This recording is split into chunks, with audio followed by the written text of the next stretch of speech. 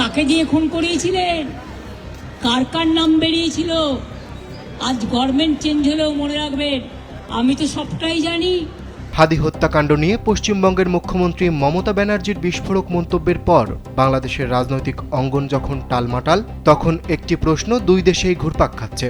যে নেত্রী একসময় বাংলাদেশকে তিস্তার পানি দিতে অস্বীকৃতি জানিয়েছিলেন, হঠাৎ করে বাংলাদেশের জন্য তার এত দরদ কেন? কোনো গভীর ভূরাজনীতি, নাকি নিজ ঘরের রাজনৈতিক সংকট ঢাকতেই এমন চাল?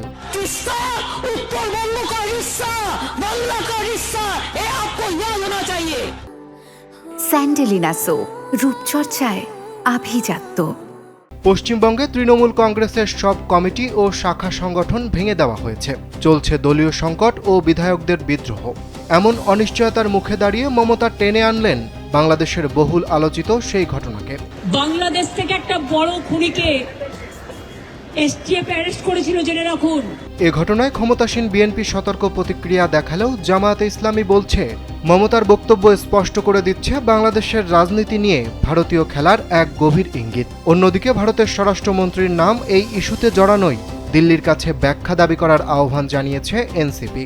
তবে পররাষ্ট্র প্রতিমন্ত্রী শামা উবায়েদ কিছুটা সংযত অবস্থান নিয়ে বলেছেন, মমতা ব্যানার্জি মূলত তার দেশের সরকারকে উদ্দেশ্য করেই কথা বলেছেন, তাই এটি নিয়ে বাংলাদেশের মন্তব্য না করাই শ্রেয়।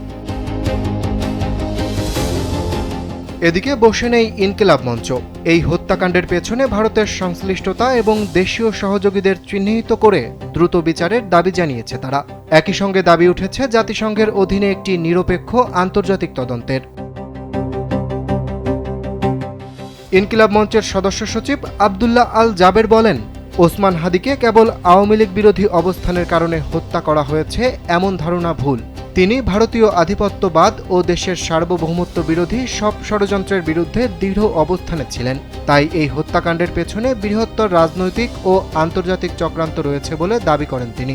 আওয়ামী লীগের বিরোধিতার কারণে হত্যা করা হয়েছে, তাহলে আপনারা ভুল করছেন। শহীদ ওসমান হাদিকে শুধুমাত্র আওয়ামী বিরোধিতার কারণে হত্যা করা হয় নাই।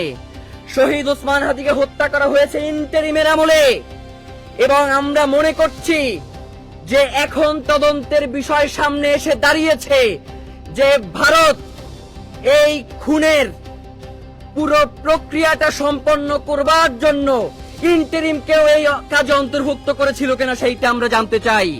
তবে ঘটনার মোড় আরও ঘনীভূত হয় যখন হাদির ভাই ওমর বিন হাদি ফেসবুকে পরপর দুটি বিস্ফোরক পোস্ট করেন। তার প্রথম দাবি, শহীদ ওসমান হাদির হত্যার সঙ্গে অন্তর্বর্তী সরকারের কয়েকজন উপদেষ্টা এবং বিএনপির কয়েকজন এমপি মন্ত্রী সরাসরি জড়িত।